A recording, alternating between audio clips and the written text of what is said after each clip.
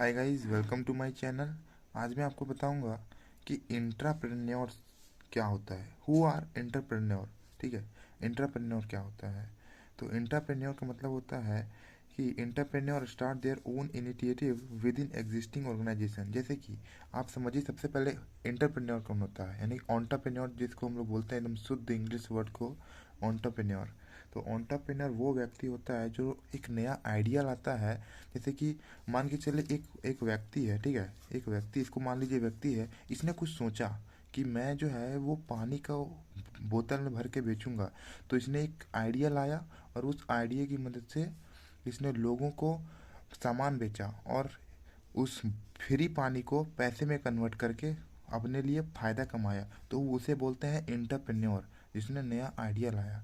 और जब यही इंटरप्रेन्योर किसी एग्जिस्टिंग ऑर्गेनाइजेशन का मतलब, मान के चलिए कि ये फिजिक्स वाला है, PW, ठीक है, इसका नाम तो आपने सुना होगा, नहीं सुना होगा तो कोई बात नहीं। अडानी का नाम सुना होगा, अडानी ग्रुप, है ना। ये भी नहीं सुना होगा तो मुकेश अंबानी का सुना होगा, जियो का तो नाम सुना होगा, रिलायंस का सुना होगा।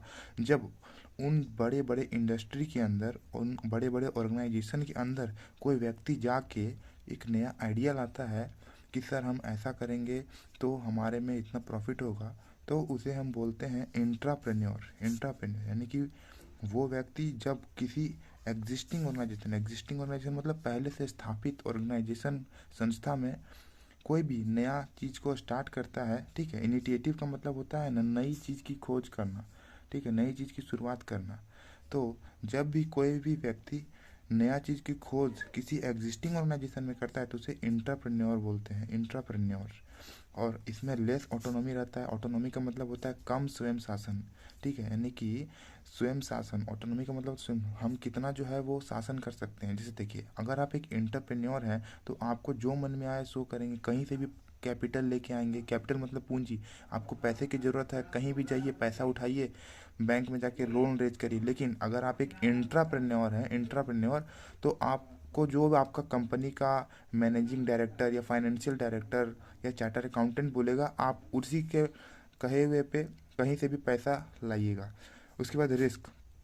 इंट्राप्रेन्योर को जो है वो रिस्क कम बियर करना पड़ता है। रिस्क मतलब कि समझ लीजिए ना कि समस्या हो गया, फिर खतरा, जोखिम। रिस्क मतलब हो गया जोखिम।